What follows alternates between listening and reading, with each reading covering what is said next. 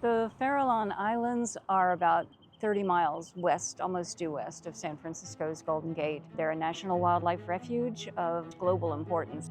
Up until the time it received federal protection, human history was hugely destructive and impactful.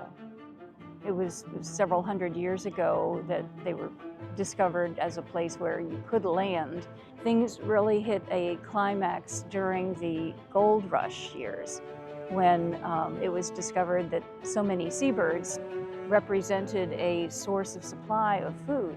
Unfortunately, that nearly led to the demise of the common murre. Since that time, it has represented one of the greatest success stories, I would say, globally in terms of conservation of marine life. It is a wild place.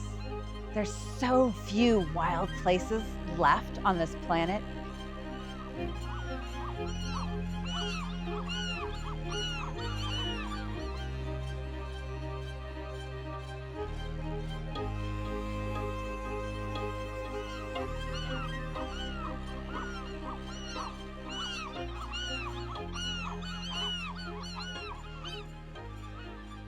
My name is Amanda Spears, and I am a Farallon program biologist for Point Blue Conservation Science. We have a cooperative agreement with U.S. Fish and Wildlife to be out here, out on the Farallon Islands National Wildlife Refuge.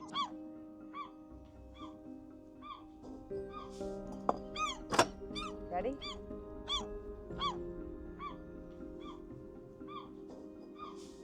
And then we'll open up the windows. Okay.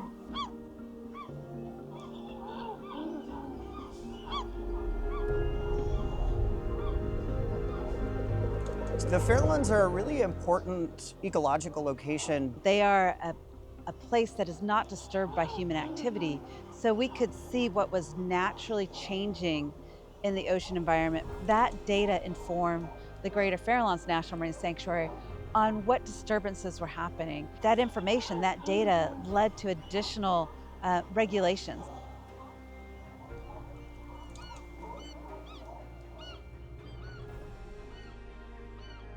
Managers, government agencies can only make good decisions based on science.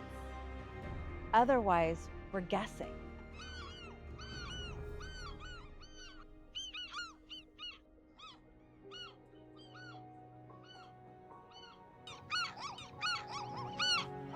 And this is a Cassin's auklet chick, maybe 25 to 30 days old.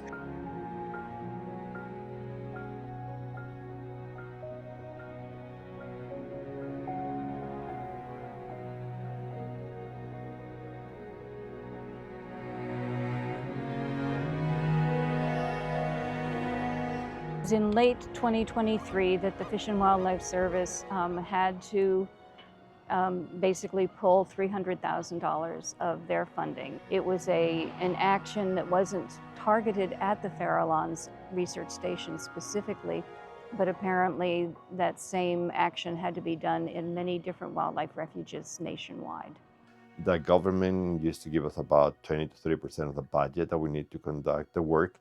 And it was really seed money that showed that the work that we do there is valuable enough that others should contribute and help us match those dollars. The fact that researchers are going to be leaving the islands for the first time in over 60 years means that we're going to be faced with a complete mystery as to what the actual effects will be. Valid research requires continuity of data, and that is something that we are very much afraid of losing. It did kind of hit me right in the heart because of the length of history of data collection out there.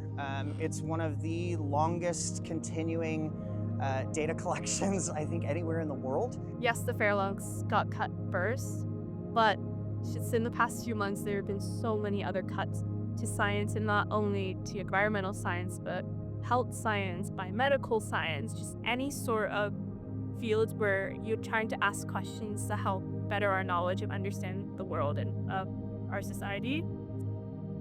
I was out there for a project that lasted 2 weeks. And when they made the radio call that it was time to leave, it was time to get on the boat, as I was walking from the houses out there towards the landing, I just kind of started tearing up, and I was crying the entire walk to the boat because the islands had had such a special impact on me.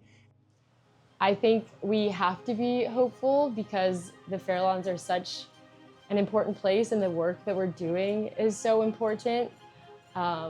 And I think we can't really afford to lose that. It's magic. It's astounding. It's forbidding. Our federal government has an obligation. It's our planet. It's the only planet we have, and it's incumbent on us to make the changes we want to see happen.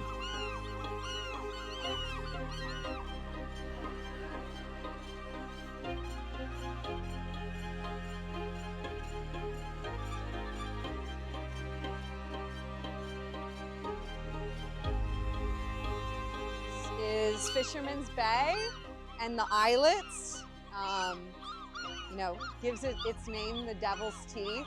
Very dramatic rocky outcroppings all along the island here. So makes it very dramatic and ominous to a lot of people. So, and of course the white sharks too.